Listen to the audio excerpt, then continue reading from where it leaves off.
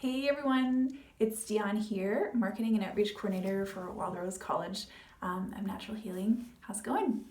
I'm coming to you from home today, which is incidentally where my office normally is. However, this is a time when a lot of you guys might be working from home or not working from home, as the case may be with the coronavirus lockdown happening. So I thought maybe today's Dionne's bookshelf recommendation would be a little bit tied into that. So I'm not getting into like crazy immunology and virology and things like that.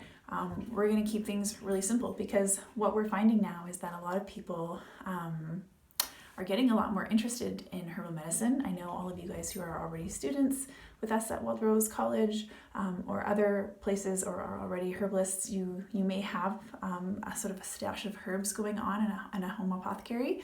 But there's a lot of people that aren't, and then now they're like, oh, what can we do? How can we support our immunity? So there's lots of great recommendations going around, many of which have been posted by myself and other herbalists for general immune support in terms of diet, lifestyle, vitamins and supplements and that kind of thing.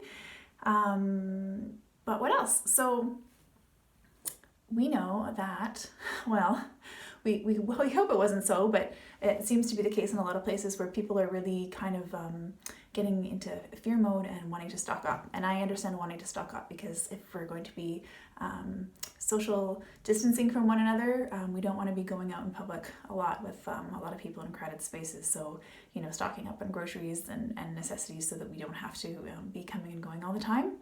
That's great, but then that kind of means that there's a shortage of some things for some people. So I noticed when I did my online grocery order over the weekend that I still was able to order things like onions and garlic and ginger and simple kitchen medicines like that. So I was thinking, what book could I share with you today that might be really good in light of that? And so the one that I've chosen, it's called Alchemy of Herbs by American herbalist Rosalee de la Foret. So Alchemy of Herbs transform everyday ingredients into foods and remedies that heal. So the reason that I picked this one is because a big part of Rosalee's philosophy is that she wants to make herbs and herbalism really accessible to people and something that they start thinking about in their life and using every day, and not just like, oh, I'm sick or I have a chronic illness and so now I need to use herbs. I really like her philosophy of like, how do we incorporate it into our lives, into our beverages, into our foods. And I'm a big one about like, bring it into our communities, bring it into our gardens. So I really like that. So this is my book recommendation today. So I'll give you a little bit of an outline of what the book is about. I guess you could consider that maybe it's more of a beginner's book. However, it's a great reference and there's lots of really great recipes in there. So that being said, I enjoy having it on my shelf, and I do appreciate Rosalee's point of view and how she writes about herbs.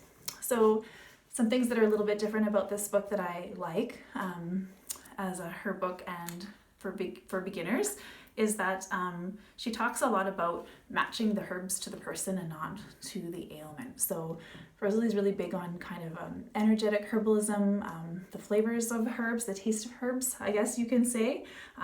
So she breaks it down like that, and she breaks the book down into the flavors of all the herbs, and sounds very bright coming in here.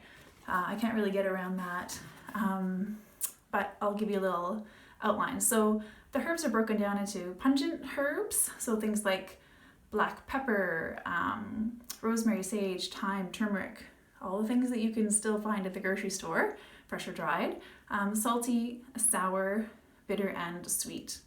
And she also has this great little chart at the beginning. It's not really a chart, it's a quiz.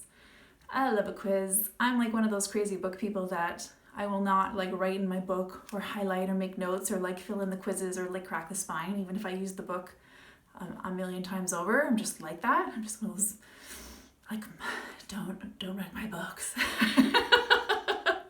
Which I know is crazy, but I still appreciate a good quiz. So she's got this nice constitutional quiz here. She kind of outlines, cold, dry, hot, damp, and those ideas, and sort of what the energetics of herbs mean and why it's important to personalize the treatment to the individual. And that's Something that's like a big part of the conversation right now with regards to treating the virus. It's a novel virus. It's mutated from bats and it's hopped its way over, and now it's being transmitted among humans, and we just haven't treated it before, so we don't really have protocols historically that we can go back to look to see like what has worked and what hasn't worked. And also to say that it looks like, you know, it has been mutating, and perhaps we're looking at a couple of different strains now, and they're presenting different ways in different people.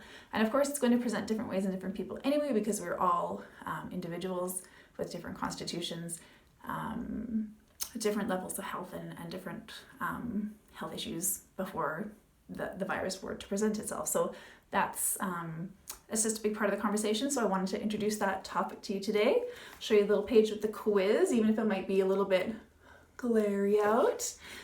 Quiz A is determining the difference between hot and cold constitution, and quiz B is the difference between damp and dry constitution. So questions like, I tend to sweat more easily than other people, or my hair tends to be dry. Ways to sort of tally it up and kind of get a sense for where you're at on that spectrum. The photos are great in this book. They're juicy. Like, it's a well put together book. It's published by Hay House. She got a really great publisher, so she has a lot. It's just very well designed.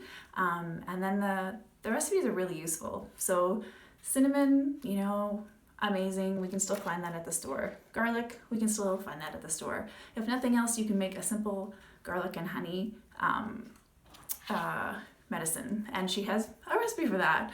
And there's recipes for garlic oil, and recipes for ginger, and basically recipes for everything in this book. And a lot of it is very kitchen based and very accessible. So all herbs that you can generally still find at your grocery store. Most people aren't clearing out the herb section unless you live in a very herb savvy community, which you might. So I wanted to throw that book your way. So if you're looking for a good read during social distancing with gorgeous juicy pictures, and then learning a little bit of an energetic foundation to your herbal medicine, look at this Wild Rose page. Obviously, I think that's gorgeous. I recommend this book, so you can get in there and make some things, get your kids involved, get in the kitchen, learn about measuring and recipes and medicinal herbs, and just do it. Okay, so I hope you enjoyed this installment of Dionne's Bookshelf. I'll have more recommendations coming your way. Today, once again, we've reviewed Alchemy of Herbs by Rosalee de la Foret, and you can find it at your bookstore near you, and of course at your favorite online bookseller. All right, over and out. Ciao, stay healthy everyone.